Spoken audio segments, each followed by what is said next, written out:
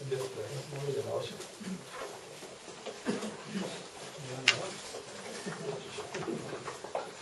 사진을 잘 찍었어.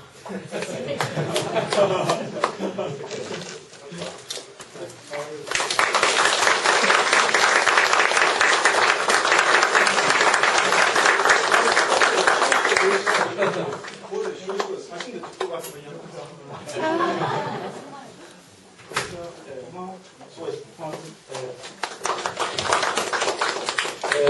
그러면 이제 드디어 오늘의 본 주제라고 할 수 있는 우리 장대님의 학문과 교육이라는 책을 사실 97년부터 나왔습니다. 그 전 노령부터 15년에 걸쳐서 쓰셨는데 그 시리즈를 쓰시고 난 여러 가지 그 뒷이야기들을 우리가 지금도 들어보기로 했습니다.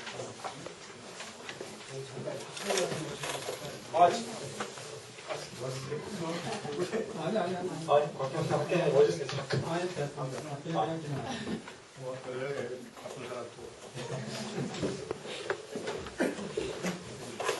마이클 고리 상하 의자 같은 분에게 안대상했습니다. 김대훈 선생님 고맙습니다. 수고했어요.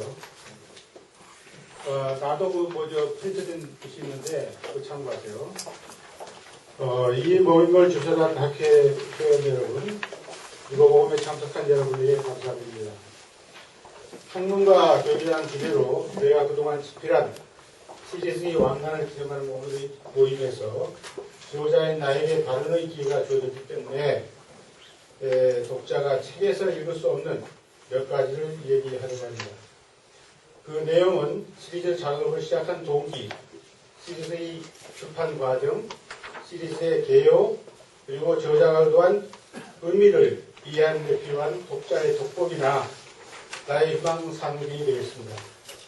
이에 대한 정확한 정보를 제공할 필요가 있다고 봤기 때문에 이야기할 내용을 미리 글로 써왔습니다. 천천히 읽어나가겠습니다.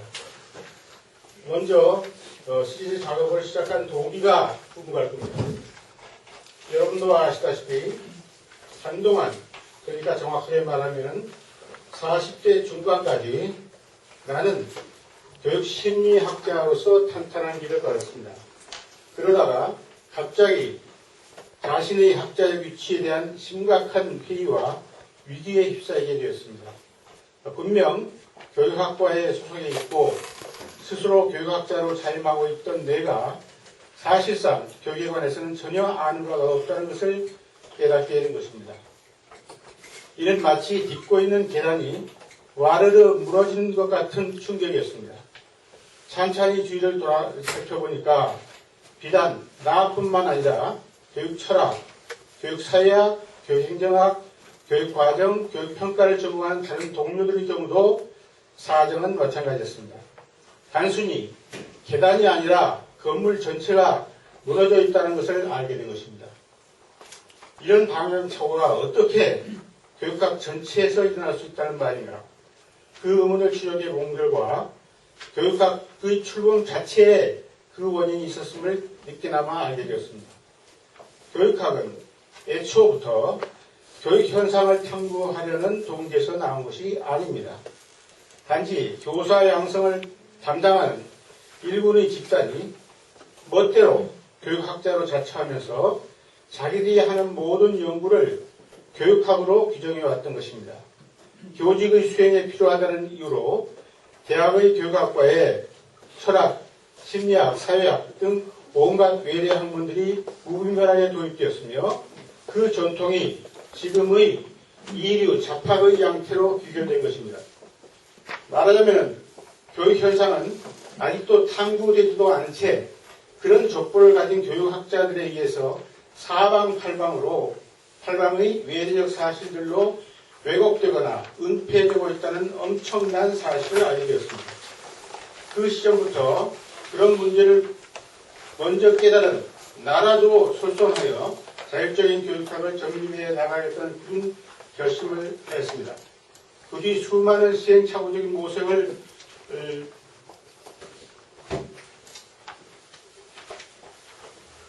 거치면서 대충 생각의 기본적인 골격이 잡혀 나갔고 매년 한 차례씩 논문을 통해서 그 성과를 발표할 수도 있게 되었습니다. 그런 개인적인 모색을 추진해 나감에 있어서 당면했던 예로의 하나는 그 작업을 지원할 수 있는 제도적 보장이 없다는 점이었습니다. 나 자신 굳은 결심을 하여 이미 교육 심리학을 떠났음에도 불구하고 학과에서 인정하는 나의 전공 영역은 그대로였습니다. 그 때문에 나의 탐구에 동조하는 새로운 제자를 확보하는 일, 그들에게 올바른 학위를 주는 일들이 어려웠습니다. 다행히 주기적인 교육 과정 개편을 통해 내가 탐구했던 주제를 가르칠 수 있는 강좌를 만들어 나갈 수 있었습니다. 강좌에 대한 제안은 그때마다 학과 교수의 동의를 필요로 했습니다. 그러던 가운데 어느 때인가 교육학 탐색이라는 강좌를 신설할 것을 제안했다가 학과 교수들이 반대에 부딪히게 되었습니다. 당시 두 가지 부정적인 발언을 지금도 생생하게 기억하고 있습니다. 한 원로 교수는 사실상 교육학이 없는 것 아니냐 하는 반론을 제기하였습니다. 이에 대해서 나는 없으니까 시도해보려는 것이 아니냐 하고 반박했습니다. 그런 나의 응답에 대해서 그런 시도는 위험하다고 어떤 후배 교수가 반론에 나섰습니다. 결국 제자들과 더불어 자율적 교육학을 모색할 강좌를 신설하려는 제안은 다수의 반대에 부딪혀 좌절되었습니다. 그런 불의 반대가 나에게 더욱 심각했던 것은 그것이 그동안 어렵게 탐색하고 있는 나의 진로 자체에 대한 학과 교수들의 부정적인 태도를 과병하는 것이었기 때문입니다. 학자로서의 나의 입장이 참담하였습니다. 교육학이 없다고 단정하거나 교육학을 재건하는 의도 자체를 위험시하는 사람들이 교육학 행사를 하고 있는 집단, 그 안에 내가 속해 있다는 것이 참으로 부끄럽고 수치스러웠습니다. 여기는 단순히 직접 정직성의 문제가 아닌 학자적 양심의 문제가 걸려 있었습니다. 진리를 탐구한다는 명분을 앞세워 거짓말을 하는 것은 가장 지탄받아야 할 사기꾼의 죄명에 해당합니다. 같은 과오를 더 이상 범할 수 없었기 때문에 새로운 길을 개척하는 결심을 하였지만 그것을 동조하거나 격려하는 동료들이 주위에 한 명도 없었습니다. 그런 상황에서 기존의 학자들을 단편적인 논의나 말로 설득시키는 것이 불가능하다는 판단을 내리고 나의 탐구 결과를 적어도 문서의 형식으로 남겨놓아야겠다는 결심을 하게 되었습니다. 그렇게 선택한 것이 바로 학문과 교육이라는 기나긴 시리즈의 작업이었습니다. 이 주제는 적어도 세 가지 난제에 대한 저자의 해답을 요구합니다. 그 하나는 학문이란 무엇인가입니다. 이 질문이 중요한 이유는 그 부분이 교육학자들에게 가장 취약한 부분이라고 보았기 때문입니다. 앞에서 지적했듯이 교육학은 진리 탐구라고 하는 학문의 전통에서 벗어나 출범하였기 때문에 우선 나 자신부터 그 전통에 입문하는 좀 더 정석적인 인식의 전환이 이루어져야 한다고 생각했습니다. 다른 하나는 교육이란 무엇인가 하는 주제입니다.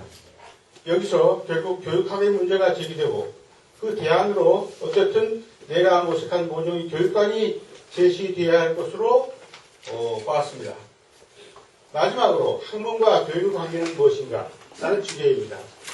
여기서 나는 앞에서 해명한 학문과 내가 제안해서 밝혀가는 교육 사이의 새로운 협력의 문제가 다루어져야만 합니다. 그렇게 나는 감당하기에 너무도 벅찬 짐을 스스로 낸 것입니다.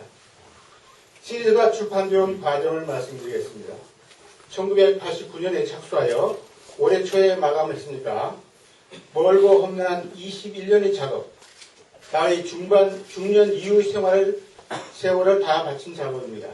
애초에는 상권과 하원 두 권을 예상했습니다. 학문이란 무엇인가라는 부제를 단 상본의 관점을 정리하는데 4년이 걸렸으며 그 결과는 총 1024쪽의 두꺼운 책이 되었습니다. 그 관점을 토대로 다시 하본의 작업에서는 교육에 대한 나의 새로운 관점을 제안하고 그 관점에 비추어 재반 인신론적 문제를 해결하려고 했으나 불량 초과의 문제에 봉착했습니다. 담겨져야 할 내용이 물리적으로 한 권의 책이 될 수 없는 약 1500쪽이 예상되었습니다. 그 때문에 애초에 한 챕터 정도로 계획했던 나의 교육관을 더 자세하게 확장하여 중본에서 다루기로 예정하고 준비된 나머지 주제, 즉 교육적 이식론이 무엇이냐 하는 주제를 하학원으로 먼저 출판하였습니다. 그 뒤 예정했던 교육이란 무엇인가를 다루는 중본의 작업을 시작하였는데 다시 불량 초과의 문제에 봉착하였습니다. 그래서 다시 두 차례 계획을 변경하여야만 하였습니다.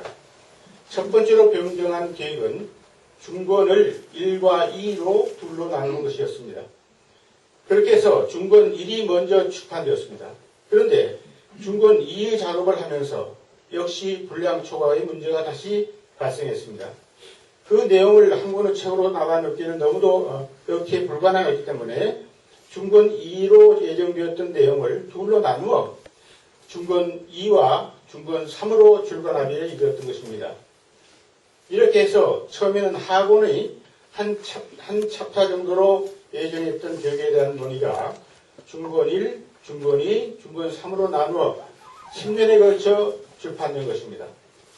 중본 1은 2005년에, 중본 2는 2009년에, 그리고 중본 3은 2010년에 나왔습니다. 그처럼 교육에 대한 논의가 확장된 것은 무엇을 의미할까요? 그것은 그동안 왜곡되거나 음표되었던 교육 현상이 우리에게 전하고 싶은 말이 그만큼 무궁무진하다는 것을 의미합니다.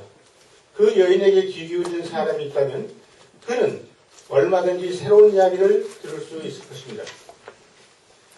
이제 시리즈 내용을 간단히 요약하겠습니다.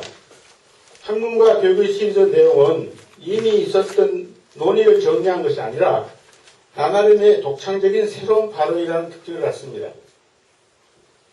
그런 야심찬 목표를 가지고 있었기 때문에 나는 상권의 서문에서 그 작업이 역사상 유례가 없는 한편의 기나긴 논문이 될 것이라는 선언을 하면서 아예 그 배수진을 쳐놓았습니다.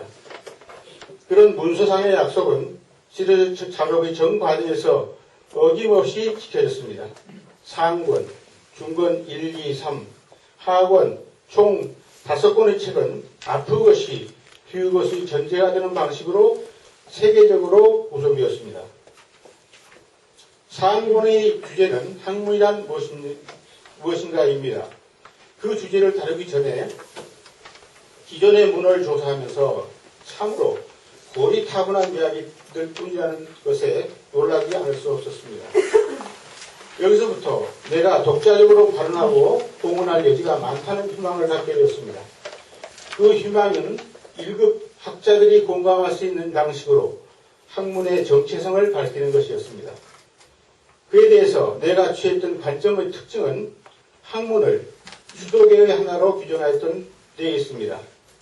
그런 기본적인 관점으로부터 제반 분과학문의 조건을 찾고 그에 비추어 현존하는 교육학의 위상을 새롭게 조망하고 그 근원적인 문제를 밝혀낼 수 있었습니다.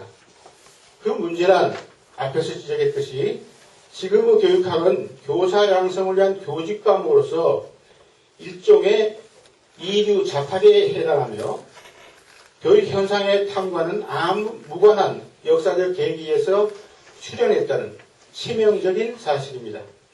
상권의 마지막 장에서는 학문의 방법론을 다루었습니다. 실증주의, 분석철학, 현상학, 해석학, 구조주의, 변증법 등 여러 인식론과 방법론이 있지만 그들이 모두 교육의 과정을 고려하지 않음으로써 그 자체의 한계를 갖는다는 점을 상기시켰습니다. 그 교육은 지금의 교육학이 아니라 내가 중권에서 새롭게 제안할 이론에 의해서 밝혀질 것을 미리 예정한 것입니다. 상권의 이 부분, 즉 교육학이 비정상이다. 이제 정상적인 교육학을 토대로 학문의 방법론에 공헌하는 방법을 제시하겠다. 그것이 전 시리즈가 역사상 유례없는 한편의 긴 논문이 될 것이라는 약속의 문제 제기 부분에 해당합니다. 그 긴 논문의 본론에 해당하는 다음의 주제는 교육학의 정체성을 새롭게 찾고 그 관점에 토대를 둔 교육적 인식론으로 학문의 방법론을 보완하는 것이었습니다. 교육학의 정체성은 중권에서 다루게 되었습니다. 중권 1의 부제는 교육이란 무엇인가이지만은 이어지는 중권 2와 중권 3과의 구별을 생각해 보면은 사실은 교육의 고유한 맥락의 문제를 취급하였다고 보면 될 것입니다. 중권 1에서는 지금의 교육학이 교육 현상을 외래적 사실로 왜곡하거나 억압하는 아이러니컬한 상황을 지적하고 삶의 한 양상으로서의 교육이 여타의 세계, 즉 정치, 경제, 사회, 문화, 종교와 어떻게 다른 맥락을 차지할 수 있는가를 다루었습니다. 그 차이를 드러내기 위해서 세속교와 수도계를 상정하고 그들과 교육이 어떻게 전반적인 맥락의 차이가 있는지를 밝히려고 했습니다. 이어지는 중권 2의 부제는 교육 본위의 삶입니다. 여기서는 삶에서 교육을 중앙에 놨을 때 그 양태가 어떻게 나타날지에 관해서 전반적인 구도와 윤곽을 제시하였습니다. 앞에서 학문과 교육이라는 시리즈가 한편의 긴 논문이라고 했는데 이 부분이 그 본론에 해당하는 것으로 보면 되겠습니다. 내가 약속했던 긴 논문의 결론에 해당하는 부분이 바로 중권 3, 즉 교육 연구의 세 지편입니다. 중권 1과 중권 2에서 교육에 관한 유례없는 긴 논의를 했기 때문에 마치 교육에 관해서 끝내주는 발언을 했을 것으로 생각할 수도 있는데 사실 내가 내리고자 했던 결론은 교육에 대한 본격적인 연구가 아직 시작도 안 했다는 것입니다. 미지의 새로운 영역을 탐구하려면 그 연구 문제를 끌어낼 최소한의 개념 체계가 필요합니다. 그 최소한의 작업을 중권 1과 중권 2에서 했을 뿐이고 중권 3은 그것을 토대로 10가지 새로운 탐구 영역을 제시했습니다. 그들은 교육의 구조, 교육과 가치, 교육과 인간, 교육의 소재, 교육의 활동, 메타교육, 교육의 환경, 교육의 공간, 교육과 평가, 그리고 마지막으로 교육적 인식론입니다. 이처럼 각각에서 성립하는 연구 영역의 문제가 어떻게 이전의 연구와 다르며 앞으로 어떤 연구들이 이루어질 수 있는가를 예시하였습니다. 학문과 교육의 시리즈에서 하고는 이 10가지 연구 영역 가운데 학문과 교육이 겹치는 지점, 즉 교육적 인식론의 문제를 더 세부적으로 다룬 것입니다. 이로써 학문과 교육 사이의 관계를 다루었을 뿐만 아니라 이전에 주로 철학의 주제로 알려왔던 어떤 부분을 새롭게 정립한 자율적인 교육학의 개념에 의해서 보완하는 자랑스러운 사례를 제시할 수 있게 된 것입니다. 만약 나에게 여러분들만큼 여성이 주신다면 나머지 9개의 문제 영역에서 한 권씩의 저수를 하는 것은 어렵지 않을 것입니다. 여러분 혹시 최근에 유행하는 블루오션이라는 용어를 알고 있는지 모르겠습니다. 그것은 아직 시도된 적이 없는 광범위하고 깊은 잠재력을 가진 시장을 비유하는 것으로 알고 있습니다. 내가 학문과 교육의 전 시리즈의 결론으로 제시한 10가지 탐구 영역은 연구 문제를 발견하지 못해서 고민하는 학위과정의 학도나 지금의 교육학을 해체하고 재건하는 여타의 교육학자들에게 장차 블루오션이 될 수 있을 것으로 확신합니다. 이 부분은 교육학의 선배로서 내가 후학들에게 준 최선의 선물로 보면 될 것입니다. 물론 그것을 선물로 받아들일지 않을지는 여러분의 자유입니다. 학문과 교육이라는 시리즈 작업을 두고 여러분들이 나에게 묻고 싶은 궁금한 질문이 많을 것으로 압니다. 그 가운데에는 아직까지 의뢰없는 대작을 얻어냄에 있어서 필요했던 개인적인 자질에 관한 궁금증이 포함되어 있을 것으로 봅니다. 이에 대해서 나 자신도 정확한 대답을 할 수는 없지만 한 가지 분명한 사실은 지적할 수 있습니다. 창의적인 작업을 함에 있어서 중요한 것은 지적 능력보다는 결연한 태도라는 점을 여러분에게 강조하고 싶습니다. 나와 여러분 사이에 지적 능력의 차이는 별로 없을 것으로 봅니다. 다만 태도 면에서 남다른 특징이 작용한 것으로 추측합니다. 그 태도는 대강 진리에 대한 헌신, 지금의 교육학과의 비타협, 교육학의 자율화가 가능하다는 굳은 신념, 그리고 교육에 의한 발전의 검증 등 4가지 정도를 얘기해 보겠습니다. 첫째, 진리에 대한 헌신의 태도를 들어봅시다. 진리 탐구가 학문의 기본 이념입니다. 그런데 현존하는 교육학은 그 기본 이념에 어긋납니다. 교직 과목의 근거를 둔 현존하는 교육학의 문제는 철학, 심리학, 사회학, 행정학 등 기존의 여타 학문에 의존하고 있다는 점입니다. 이런 이류 잡학이 어찌 교육현상을 밝히는 학문이 될 수 있겠습니까? 학문의 이름으로 그 대상 현상을 내려적 사실로 환원시키는 것은 진리에 대한 배신입니다.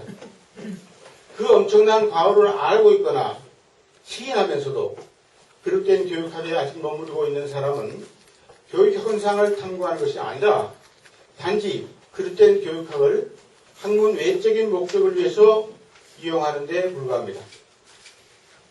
나의 생각은 달랐습니다. 교육학도들이 추구하는 그 여타의 목적을 접어두고 먼저 교육학의 방향을 바로잡는 것이 우선해야 한다는 것이었습니다. 교육학의 옳은 용도는 그 후에야 생각할 일입니다. 그런 남다른 진로 선택은 험난했습니다. 암벽에 부딪힐 때마다 혼신의 힘을 퍼부어 한치만 더 파고자 하는 열정과 노력의 끈을 놓지 않았습니다. 컴컴한 밤길을 혼자 걷는 막막함과 외로움의 생활이 진정 학자가 향유할 수 있는 고귀한 가치라는 것을 그렇게 어렵게 실감할 수 있었습니다. 그 길을 선택하지 않았더라면 아마도 이곳저곳의 높은 자리나 일거리를 찾아 기웃거리는 삶을 살았을 것입니다. 둘째 태도로서 직업의 교육학과 타협하지 않는 것을 들 수 있겠습니다.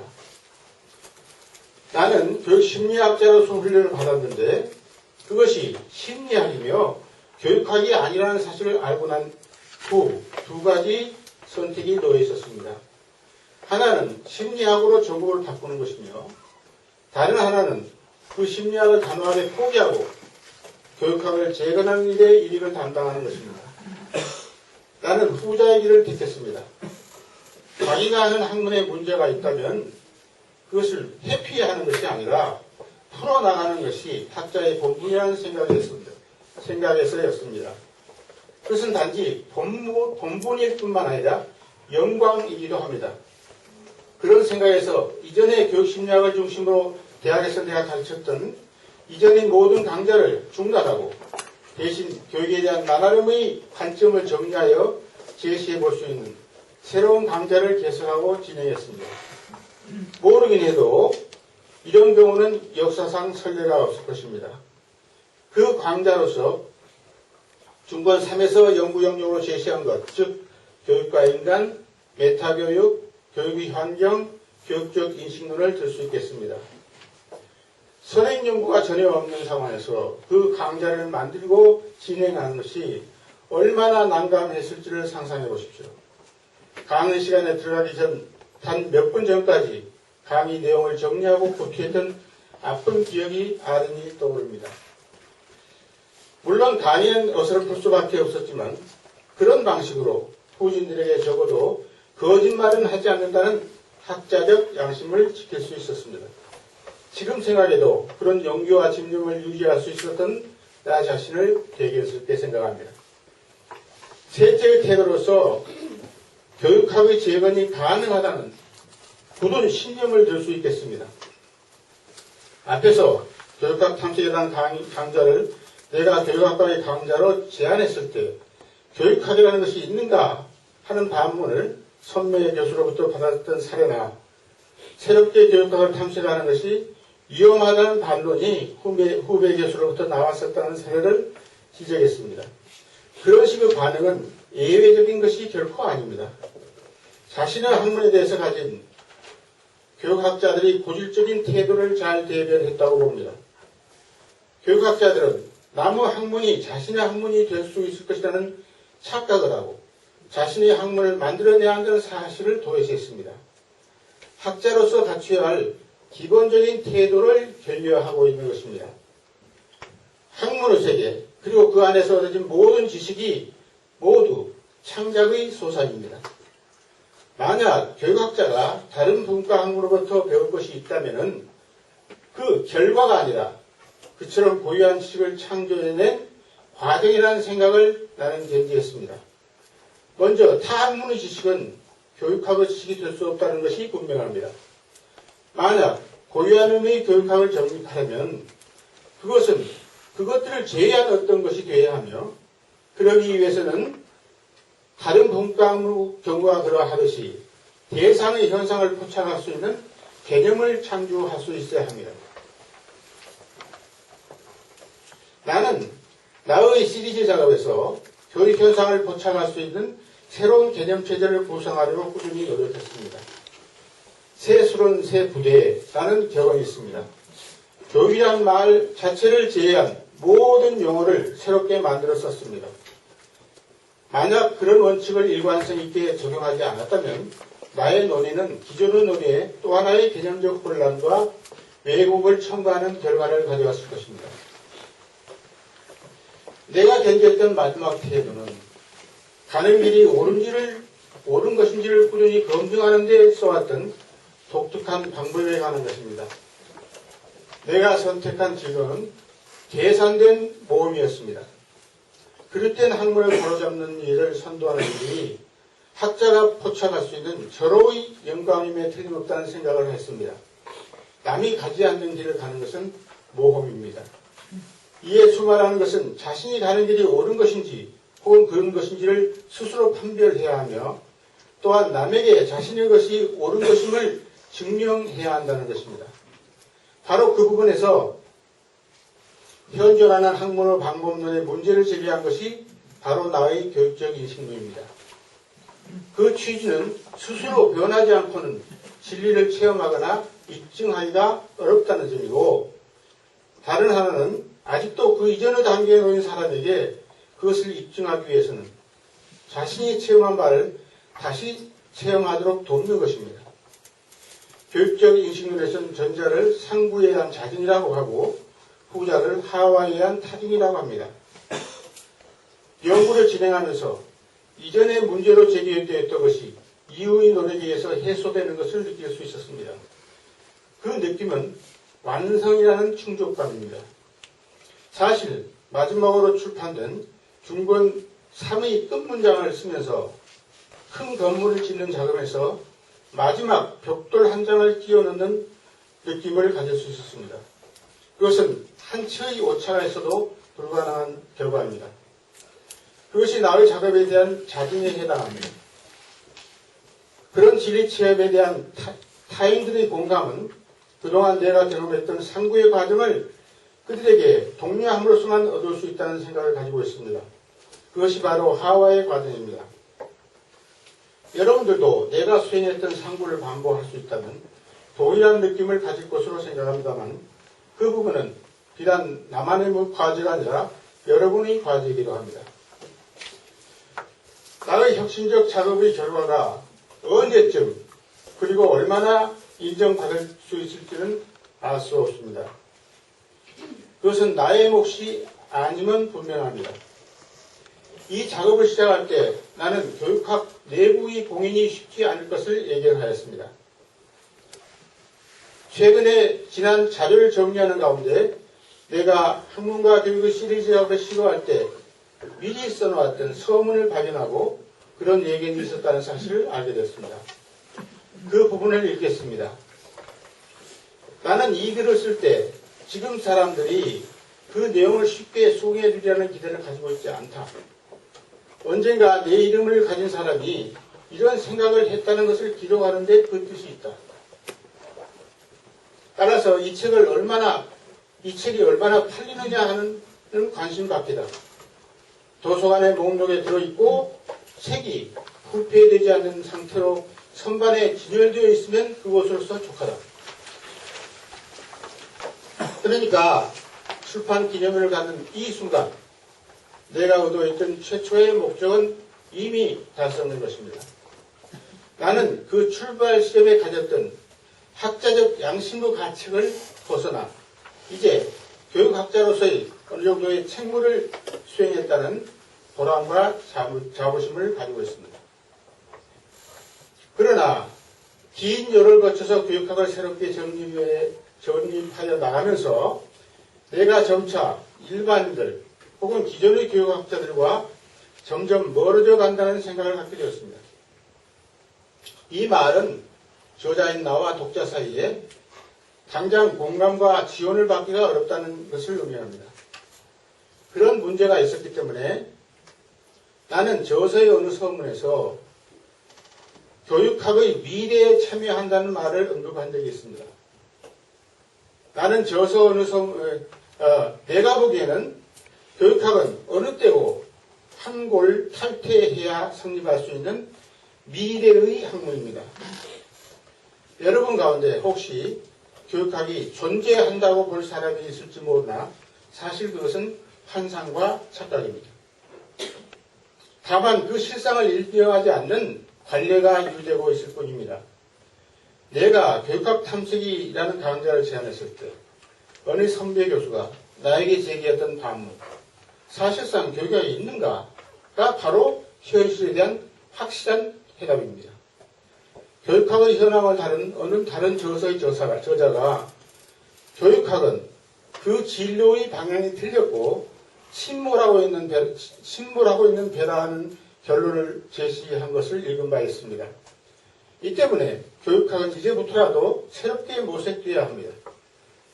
어느 철없는 교육학과 교수는 그런 모색이 위험하다는 반론을 제기했습니다만 사실은 그 반대입니다. 우리가 가장 위험시해야 할 것은 오히려 지금의 이런 상태를 유지하려는 것입니다. 나는 시간은 진리의 편이다 라는 말을 굳게 믿습니다. 교육 현상이 교육학자들에서 왜곡되고 억압되고 소외되고 있는 역설적인 실상이 점차 밝혀짐에 따라 이후에 교육학자들이 점차 막다른 골목에 처할 것이며 학문 공동체에서 퇴출될 위험에 처할 것으로 예상합니다. 그 절박한 시점에서 나의 작업이 대안을 찾는 기점이나 계기가 될 수 있었으면 좋겠습니다. 책에 대한 해석은 독자의 것입니다. 근래 해석학에서 저자의 죽음이라는 말이 나온 것도 그 점 때문일 것입니다. 그럼에도 불구하고 학문과 교육의 저자로서 독자에게 마지막으로 부탁하고 싶은 것이 있습니다. 그것은 특히 중권에서 다룬 나의 교육 본인론에 대한 해석에 관한 것입니다. 내가 그 부분에서 특별히 강조하려고 했던 것은 삶과 교육의 불가분성입니다. 삶이 없이 교육이 존재할 수 없고 교육이 없이 삶이 연결될 수 없습니다. 그 점에서 교육 현상은 통제의 대상이 아니라 이해의 대상이 되어야 합니다. 정도의 차이는 있을지언정 인류 역사를 통해서 한때 생존했던 사람 혹은 지금 생존하고 있는 사람은 누구나 교육적인 삶을 영위해왔다고 할 수 있겠습니다.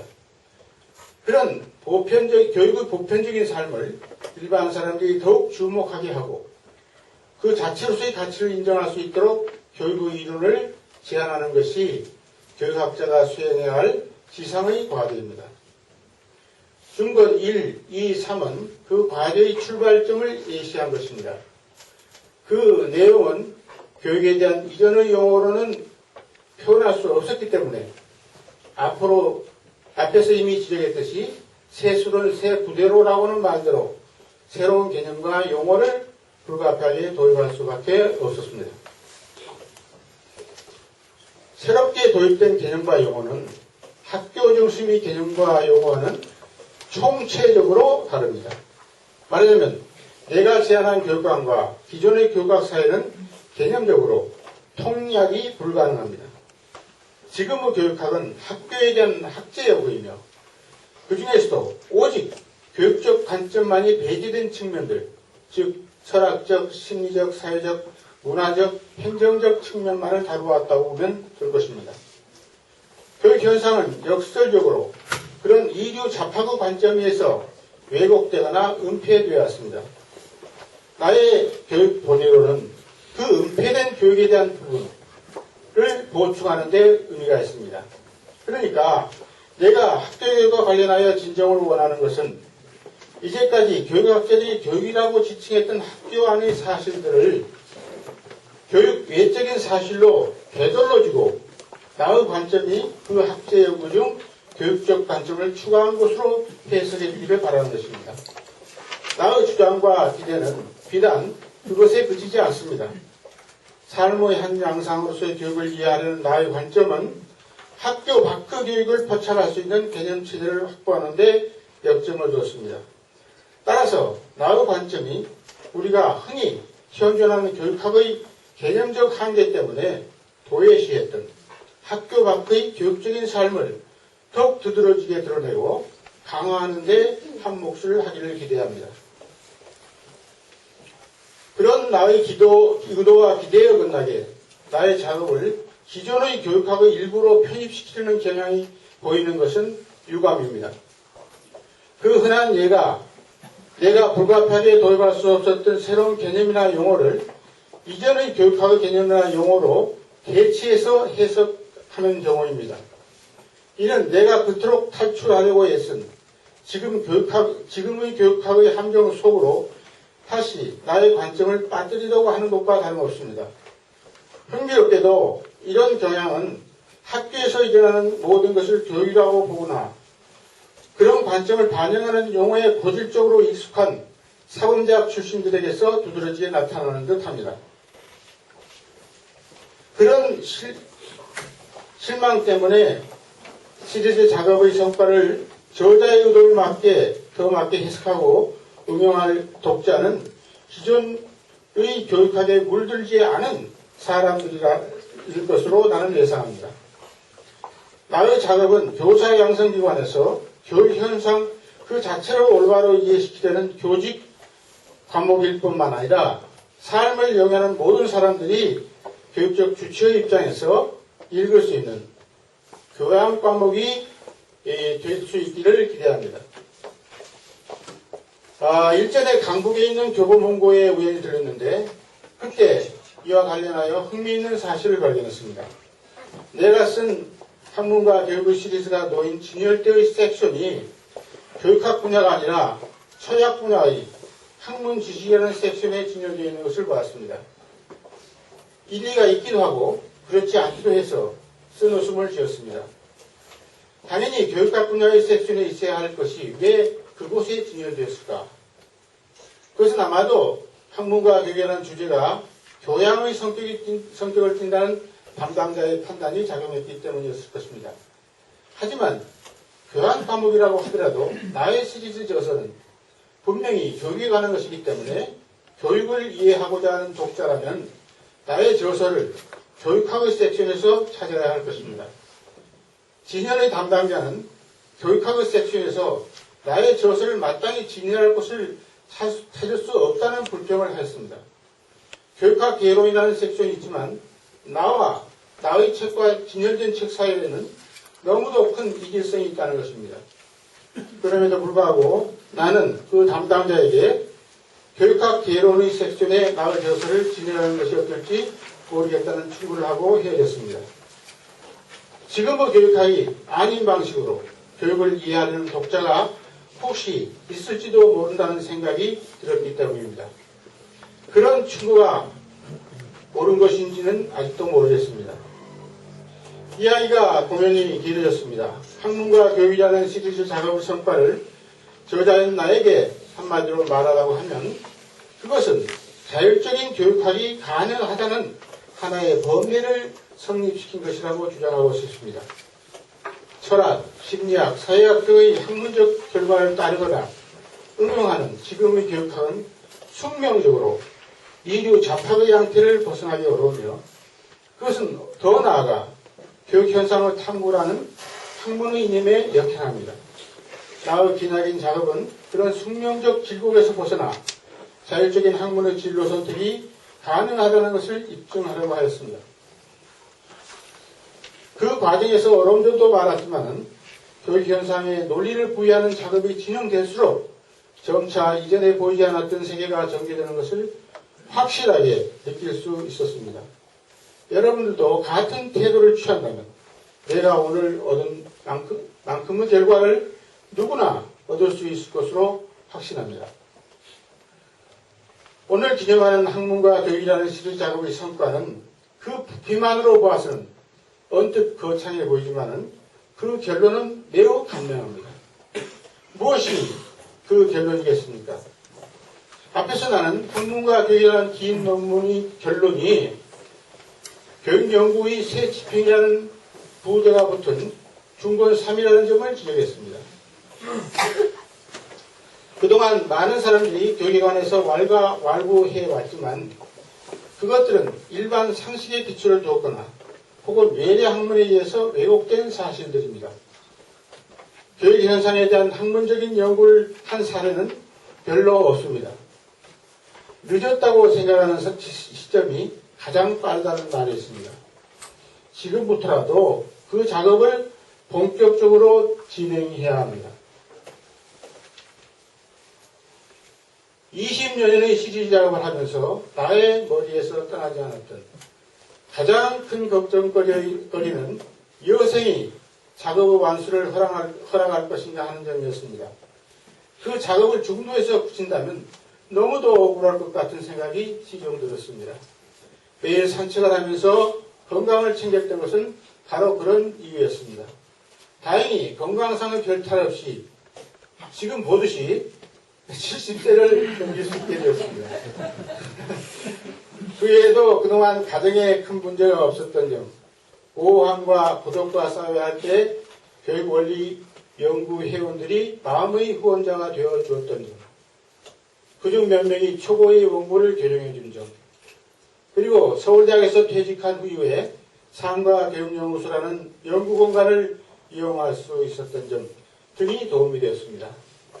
그 연구소를 만들고 지금까지 재정적 부담을 떠맡고 있는 서울대학의 김지현 교수에게 감사합니다. 이어서 저자의 이야기를 마칠까 합니다. 거듭 감사합니다.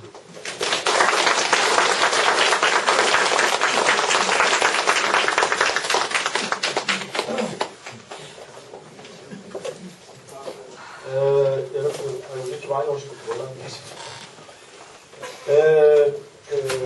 저도 그 책들 대학에서 대학을 가르치고 처음부터 출산해서 제가 지금까지 갖고 있는 결론은 선생님도 그 책에서 말씀하셨지만 그렇게 방대한 양을 쓰시고도 교육이란 무엇인가에 대해서 결국은 나도 모르겠다는 사실 다들 다 하시는 것 같지만 그래서 적어도 이 5권 정도 읽어야 어디 가서 우리가 교육에 대해서 안다고는 못해도 좀 생각해봤다. 그리고 5권도 읽지 않고 어디 가서 교육학자로 행세할 수 있느냐 그건 좀 아니다 이런 생각을 했습니다. 아마 선생님 간단히 그동안에 쓰신 이야기를 하셨는데 아마 궁금하신 분들도 있을 것이에요. 그 내용이든지 하여간 또 밝혀지지 않는 또 숨은 이야기라면 이것에 있어서 여러분들 시간이 좀 없으니까 질문을 해주시면 또 대답하도록 하겠습니다. 질문 하세요.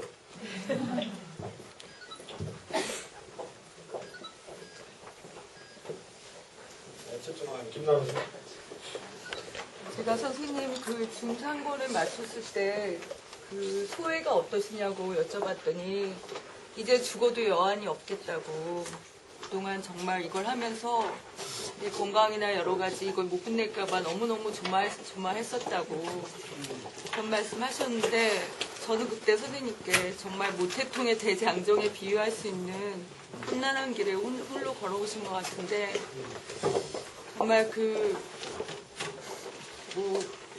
눈물 없이는 볼 수 없는 한편의 드라마가 아니었을까 이런 생각도 들어요. 예전에 선생님 그 정년 퇴임하실 때 하루 일상을 담았는데 혼자서 밥 드시고 산책하시기를 20여 년을 어떻게 혼자 그렇게 칸트처럼 몇 시간 할 수 있을까 식당 아주머니들하고는 되게 정겹게 말씀도 되게 잘하시고 소탈하신데, 근데 저는 너무 선생님 이 자리에 있으면서 너무 부끄러운 게 그지 없다는 생각밖에 안 들고요.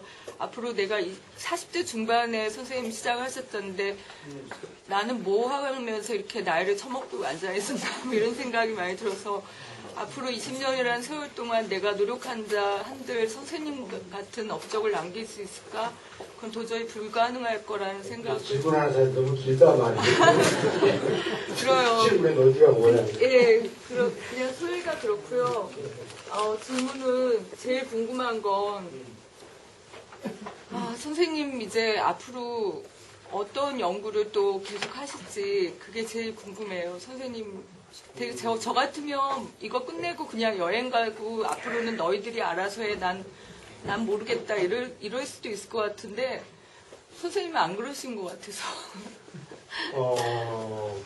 뭐 하겠냐 앞으로. 그런데 내가 여러분들한테 평소에 하는 말이 있어요. 그 뭐냐면 교육학자라고 하는 것은 어느 학과에 소속하고 있다는 것과 관계가 없다는 거예요. 그러니까 이 교육학의 큰 문제가 교육학과에 소속하면 교육학자고 그 다음에 그 사람이 하는 연구는 뭐 교육연구야 이렇게 생각해서 잘못인 거예요. 그러니까 내가 교육학자라고 이야기할 때는 진짜로 교육학을 해야 되는 거예요. 그러니까 내가 얼마나 교육이 무엇인가라는 것에 대해서 하루 종일 고민하는가 이 부분이 있어야 그가 교육학자인 거예요. 그래서 나는 이 교육학을 새로 시작해 보겠다고 할 때 최소한 하루에 서너 시간은 고민해야 된다. 이런 생각을 했고 그런 고민을 해야만 나는 교육학자다. 그런 생각을 견디어 왔어요. 지금도 아직 이제 70세가 넘었다고 그러는데 나는 교육학자라고 생각을 해요. 언제까지 그게 될지는 모르지만 그리고 내가 일단 교육학자라고 생각하는 한 내가 아까 얘기한 원칙 하루에 서너 시간은 교육에 대해서 고민해야 된다. 그 생각을 지속하고 있어요. 그리고 지속을 하다 보면 어떤 결과가 나올지는 알 도리가 없어. 누가 그런 질문을 하길래 한 서너 가지 아이템이 있다 할 일이 그런 얘기를 했는데 여러분들의 약속을 하면 그게 몽해가 될까봐 그 얘기는 안 했어요. 밥 됐어요? 네. 고맙습니다. 아니 좋은데 여행할 때 있으면 알게 해주세요.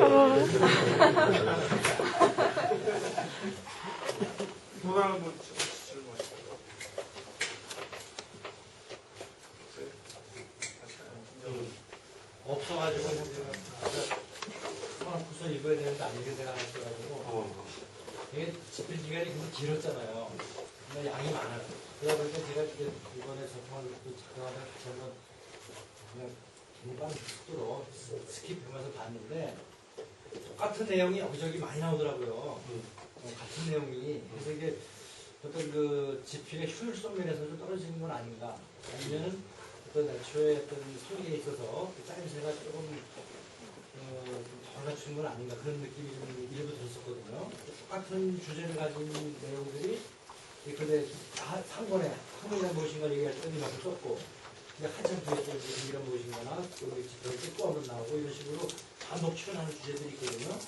그런데 이제 분과의 조건, 교육의 가치, 메타교육, 교육평가 교육과 속에서 이렇게 관계 등등 이런 교육의 수료받기 내용, 학교와 교육의 관계를 나타내는 그림 이런 것들이 이제 여러 번 나오는데 나름대로 생각해보면 어떤 효율성에 좀 떨어지는 문제하고 어쩌면은 이게 선생님께서 이제 아까 말씀하실 때 앞에 가진 질문이 뒤에 저술을 해나가면서 해답이 된 경우가 많았다 이렇게 말씀하셔서 혹시 그럼 관점이 원숙해지거나 좀 변했거나 이러면서 같은 것들이 맥락에 따라 다르게 혹시 해석되거나 그래서 그런 건가? 그거에 대해서 좀 질문을 드리고 싶어요. 아주 좋은 질문인데 그건 내가 묻어져버려 있어요. 그 이유를 설명하죠. 이 새로운 아이디어를 제시한다 라고 하는 것은 기존 관념을 가지고는 이해하기 힘든 거예요. 그런데 새로운 아이디어를 생각나는 쓴 사람이 있어요. 일단. 니체라든가 하이데크라든가 이런 사람은 그냥 독자를 의식하지 않고 자기가 쓰고 싶은 말을 쓴단 말이죠. 그래서 그들이 해석을 할 수 있도록. 근데 다행히 그들은 그 질문을, 그 스테이트먼트를, 도저히 이해할 수 없는 그 스테이트먼트를 궁구할 만한 페이퍼를 확보하고 있다고 봤어요. 나는 확보하지 못하다는 생각을 했어요. 오래일지 모르나, 만약에 그런 식으로 쓰면 읽는 사람이 하나도 없을지도 몰라. 그렇기 때문에 매번 다른 맥락에서 그걸 반복한 거예요.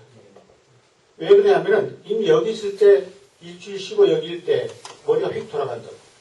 내가 말하는 제1기교육학으로 돌아간다고. 그럴 때는 계속 그 주제가 나올 때마다 한 번씩 다시 반복해서 이 다음을 이런 식으로 해석해달라. 라고는 그 초바심? 그런 것이 작용을 했다고 봐요. 그래서 나는 리피티션이라고 하는 것을 고려하지 않았어요. 피하려고 하지 않았어요. 계속 그때마다. 근데 어떤 사람은 그러잖아. 내 말을 들으면은 교회에 갔다 온 기분이다. 그때 정신이 돌아가는데 나오자마자 휙 돈다는 거지. 나는 그걸 못하게 하기 위해서 그때마다 이런 다른 맥락에서 해석이 돼야 된다. 이걸 반복을 한 거예요. 좋은 질문이네요. 또 다른 질문 여기 새로 참여하신 분도 있고 그러실 좀한 10여 분 정도 여기가 있으니까 이전에 박병선 회장님께서 간단한 소감 발표해도 질문 안 하셔도 듣는 소감이라도 해주시면 어찌든 강제로 바뀌기 때문에 오신 길에 옆에서 지켜보시면 한국적인 법적은 아니더라도 동료로서 그쪽에 나와서 오세요. 아니 그러면 안 되지. 안 되겠어, 안 되겠어. 질문이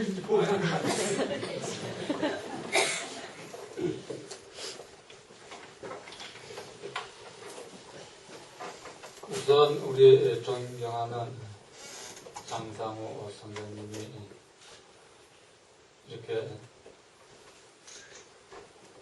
참 새로운 그 블루 오션으로 나아가는 길을 개척하시고 그 완결편을 오늘 그 마지막 그 벽돌을 이렇게 딱 아침에 오차도 없이 마감하시는 데 대한 뿌듯함과 또 그 희열과 그동안에 해오신 그 작업에 대한 본인이 아주 훌륭한 소신을 제가 감을 들었고 그동안에 이제 우리 이 원리학회가 장상호 선생님을 중심으로 아주 단단하게 새로운 교육학의 경지를 개척하고 있다는 얘기는 제가 있게 알고 있었습니다만은 제가 한 번도 이렇게 직접 참여해보지는 못했습니다. 저도 저희 집에 이 상고는 있는데 학원이 없어가지고 이 학원이 세상에 나왔는지 안 나왔는지 좀 패션 마커를 가지고 있었는데 며칠 전에 우리 여기 원리학교 간사님이신가 회장님이신가 선생님 출판 기념회를 한이 좀 기억해 달라고 해서 제가 깊은 마음으로 제가 왔습니다. 우선 우리 장상호 선생님의 참 개인적으로도 크나큰 업적이고 우리 한국교육학회에서 아까 우리 김재영 교수도 언급을 했지만 또 우리 선생님 본인도 아주 겸손하게 내가 지금 생각하고 있는 구상이 이렇게 그 세상에 제대로 인정을 받게 될지는 잘 모르겠다. 그 겸손함이 제가 보기에는 반드시 여기 잘 보니까 저기 그 하증, 자증, 저는 이 책을 깊이 있게 읽어보질 않아가지고 그 내면에 숨어있는 깊은 뜻은 잘 모르겠지만 분명히 우리 한국에서 아주 위대한 이 교육 원리가 이렇게 성립되는 그런 그 단초가 지금 우리 선생님을 중심으로 지금까지 작업해 오신 결실이 듣게 되지 않을까 이런 아주 아까 또 제가 말씀 중에 제 가슴에 탁 와닿는 게 하나가 그 결연함. 근데 우리가 어떤 그 결연함을 가지려고 그러면은 사실은 그 마음 깊은 속으로부터 자기 확신이 없으면은 그런 결연함이 안 생기잖아요. 그러니까 그런 그 자기 확신, 자기 결연함을 가지시고 또 지금까지 평생을 통해서 뭔가 이것이 정말로 그 세워볼 만한 가치 있는 내 인생의 모든 것을 걸을 수 있는 그런 대안입니다. 제가 보기에는 역으로 우리가 교육을 잘하는 거라 그러면 우리 각자가 자기 나름대로 스스로 결연함을 걸고 상대할 수 있는 무언가를 찾을 수 있도록 하는 것 어떤 점에서는 교육의 한 가지 중요한 목적이 아닐까. 난 그런 점에서 우리 선생님은 바로 그런 그 교육학자로서 쓰시고자 했던 그 내용과 일치하는 삶을 보여주신 그 자체가 벌써 우리가 존경해드리고 인정해드리고 또 우리가 같이 한번 열심히 들어가 봐야 할 그런 자세라고 생각이 돼가지고 오늘 참 그 축하드리면서 또 즐겁습니다. 그리고 또 우리 선생님들, 후학 동문들이 선생님의 생각을 더욱 잘 발전시켜서 우리 한국 교육과학에 아주 정말로 그 원리, 그러니까 원래 중심을 잡는 그런 공동체가 되길 간절히 바라고 요새 우리 생활 방식 많이 바뀌어 가지고 70세는 사실 요새는 청년 시대거든요. 그래서 앞으로 80세, 90세, 100세까지 정지하셔가지고 이거를 더욱 작업을 계속해 주시길 바랍니다. 가정 축하드립니다.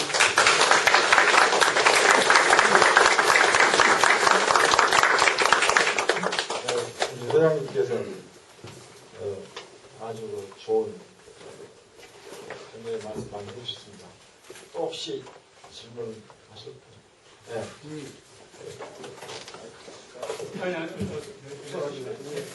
저는 대구 가톨릭대에 있는 서구입니다.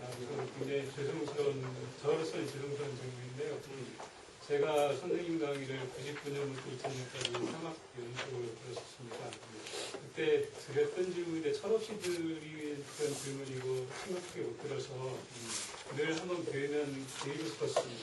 왜냐하면 현대에서 5권의 책을 가능하게 하는 그 첫 생각의 실마리를 언제 어떻게 찾으셨는지 그때 아마 마을버스 타고 가시면서 우연히 그렇게 말씀하셨거든요. 저를 늘 다시 한번 듣고 싶었습니다. 우선 내가 하나 미리 잡았던 그 포인트는 뭐냐면은 우리가 흔히 교육하면은 정의할 수 있는 대상으로 봐요. 정의할 수 있는 대상으로 보는데 그래서 한마디 그냥 정의로 끝나고 그런데 그런 게 아니라 하나의 현상이니까 정의로 되는 게 아니에요. 그러니까 경제 현상을 정의로 이해하려고 하는 사람이 드문다고. 그러니까 현상이라고 하는 것은 낮낮은 것이 한데 어울려서 뭐가 불현듯 그것이 그것이구나. 저것이 아닌 이것이구나. 이렇게 나타난 걸 현상이라고. 그 현상을 해서 그렇게 이해하는데 나는 내 저서 어느 곳에서나 교육을 정의한 적이 없어요. 교육을 어렴풋이 이렇게 무엇을 드러나게 하는 작업을 했지, 교육이란 무엇이다, 이렇게 안 했단 말이에요. 그 점이 나한테 공부하는 기침이 됐어요. 그래서 내가 이 교육학 탐구 10가지 제 개념화에 뭐 이런 게 있지. 맨 처음 나온 99개의 스테이트먼트. 거기서 보면은 각 패러그래프이 99개인데 각 패러그래프마다 교육의 전체가 무엇인지를 생각하면서 그 패러그래프를 썼어요. 그러니까 그 전체가 그걸 묶는 끈이 됐다, 이런 생각이에요. 그래서 그 전체에 집착했다. 그리고 그것이 완료되고 난 다음에 이제 그 글을 썼는데 99개 테드에 그게 기본이죠. 기본. 그리고 아까 10가지 탐구 영역을 얘기했는데 그때 이미 나왔어요. 10가지 탐구 영역. 사실은 지금 99개를 쓴 것은 아까 얘기했듯이 질문을 도출하기 위한, 새로운 질문을 도출하기 위한 파운데이션이었고, 내가 강조하는 것은 10가지 연구 영역이 있다. 이걸 하려고 했는데, 그때 자꾸 리포트를 빨리 써야만 돈을 받을 수 있다고 해가지고, 비줬다가 뭐 4, 5년 후인가 했던 기억이 나는데, 그렇게 된 거죠. 그러니까, 교육 현상을 파악하려고 그랬지, 교육을 단번에 정의하려고 하지. 지금도 마찬가지예요. 지금도 내가 10가지 탐구 영역을 제시했지만 그런 것이 모두가 어울려가지고 뭔지 이건 정말 새로운 세계고 다른 세계와 구분되는 세계다. 이런 거 말이죠. 지금 이것과 관련해서 지금 마침 교육학회하고 있으니까 지금 교육학회에서 지금 얼마큼 발표를 하고 있는데 그것들이 어떻게 모여서 교육 현상이 드러나야 되거든. 그래야 이제 교육학회인데 그렇게 퍽 아쉬워요. 지금 오늘 또 뭐 학자들도 많이 여기에서 왔고, 여러 가지 발표를 한 번인데, 그것이 어떻게 모아서 교육 전체가 이렇게 드러나는데 도움을 주느냐? 이 점이 지금 부족해요. 근데 내가 하는 접근 방법은 처음부터 그걸 의식하고 접근을 했던 것이 기억이 납니다. 잘 됐나? 지금 질문하자. 우선 다른 종류의 대답을 드릴게요. 제대로는 처음에 이 실마리를 언제 어떻게 찾으셨는지. 정확하게 내주시. 그 방법은 내가 교육에 대해서 아까 그런 픽처를 만들어야 된다. 전체 그 현상을 발견한다면 구체적인 방법론을 쓰면은 메모를 만들어요. 내가 교육이라고 생각했던 것이 무엇이냐? 그때 떠오르는 게 있거든? 떠오르는 게 있을 때마다 그걸 메모로 적어요. 그 메모가 아마 이 정도 높일 거예요. 밑에서 올라가면은 A4 용지로 하면 이 정도 될 거예요. 그런데 방학 때마다 그걸 전체를 내가 리뷰하거든? 리뷰할 때 이것이 왜 교육인가, 교육에 대한 생각인가, 그걸 다시 검토를 해. 그러려면은 교육 전체에 대한 어떤 것과 관련이 되어 있지 않으면 안 된다. 쉽게 말해서 단편적인 생각은 교육 이용이 될 수가 없어요. 그렇기 때문에 그 방학 동안에 시간이 있으니까 쭉 펴놓고 이게 교육의 어떤 부분에 대한 얘기냐, 어떻게 연관되느냐, 그것이 안 되는 부분은 다 버려. 쓰레기통에. 아마 쓰레기통에 버리는 부분이 아마 90% 정도 돼요. 그런데 나한테 큰 쾌감을 주는 것은 그 버리는 작업이에요. 그러니까 내가 진지하게 교육이라고 생각했던 그 부분이 아무 연관성 없는 단편적인 생각이었다. 그렇기 때문에 버리면서 그렇게 통쾌할 수가 없어요. 쓰레기 같은 생각을 그동안 했다는 얘기죠.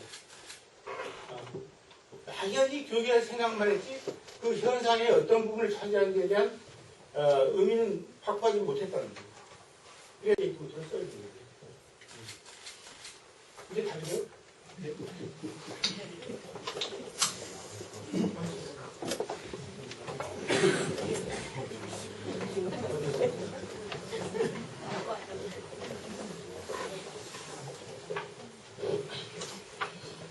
거기 3권을 보면은 선생님 쓰신 글 중에서 한 권에 한 300페이지쯤 되는 뒷부분이 한국의 방법론에 대해서 쭉 쓰셨는데 그 방법론 안에 학문을 하는 사람이 그동안 쭉 역사적으로 공부해왔던 그 방법 6가지 정도, 뭐 논리 실증주의라든지 개념 분석, 언어 분석이라든지 해석학, 현상학, 구조주의, 뭐 변증법 쭉 하셨는데 선생님 그 교육에 관한 탐구를 쭉 해오실 때 이러한 그 6가지 학문의 탐구 방법론, 이런 방법론하고 선생님이 실제로 하신 이 방법론하고의 그 관계가 어떻게 된다고 쭉 해오시면서 자신의 방법론은 그러한 6가지 방법론하고 비춰봤을 때 어떻게 관련된다고 생각하셨는지 좀 궁금해요. 지금 저 말씀 선생님이 스탠퍼드 출신으로 나도 스탠퍼드 출신이고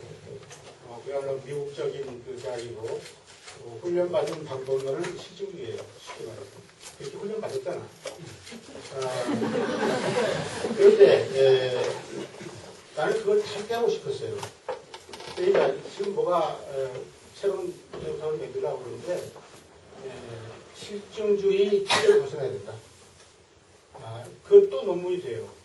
실증주의와 지금 교육학의 현황에 대해서 논의할 수 있는데 그래서 나 스스로가 실증주의에서 벗어나야 된다는 생각을 했어요. 내가 실증주의와 관련해서 책 쓴 것도 여러분들 기억할 텐데 그래서 그때부터 이제 구라파 방법론 소위 요즘 말에는 뭐 퀄리티티브 메소드인데 그걸 하기 시작했어요. 할 때 나한테 유리했던 점은 오히려 그쪽에서 공부한 것에 문제를 내가 발견할 수 있다. 이런 생각이었어요. 그러니까 현상하는 사람은 현상에 쭉 빠져버리는데 나는 한 발짝 밖에서 그걸 바라볼 수 있다. 그런 생각을 했고 그때부터 이미 이 교육학이 공헌할 수 있는 방법이 있는 걸 찾아야겠다. 그래서 지금 5장을 보면은 모두가 교육 인식론이 보충할 얘기가 있다는 말을 다 하게 돼요.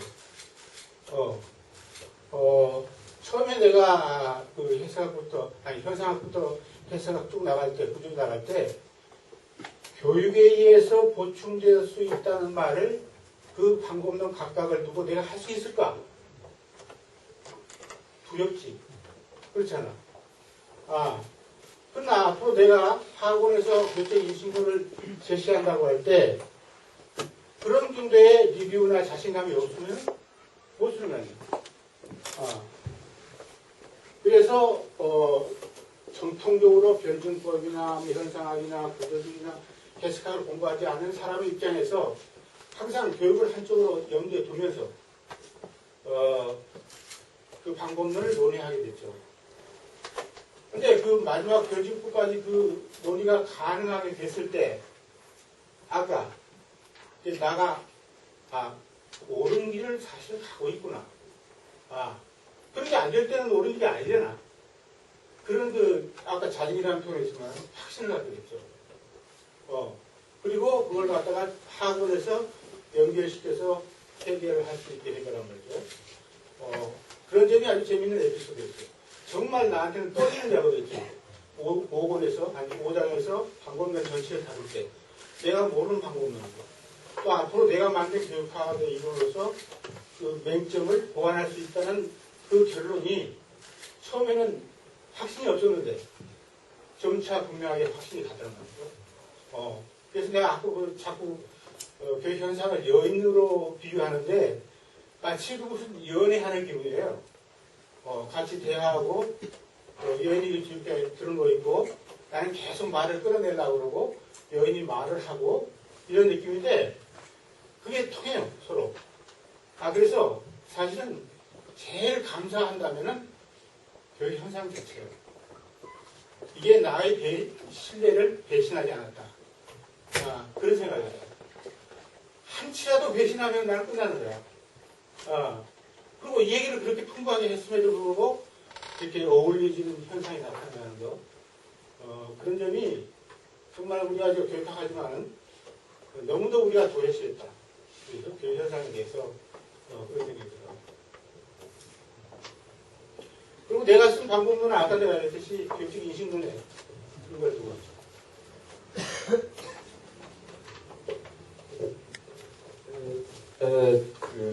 질문이 많이 있으실 분도 있을 텐데 시간이 좀 지났기 때문에 브레이크 하는 도중에 좀 서담을 하신다거나 저녁에 끝난 뒤에 다음 스케줄도 있으니까 가셔서 또 이야기 나누시기 바랍니다.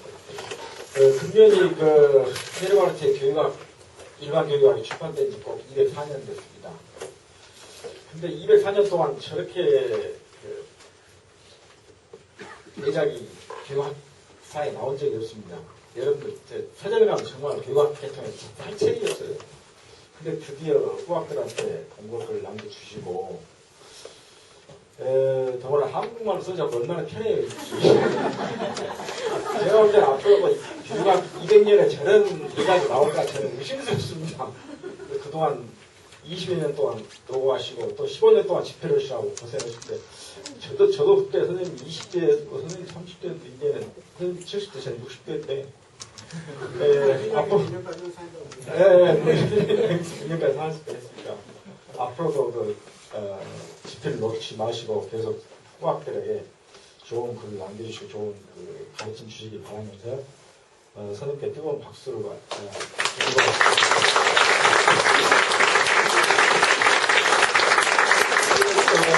지났기 때문에 약 10분간 쉬었고 커피 브레이크를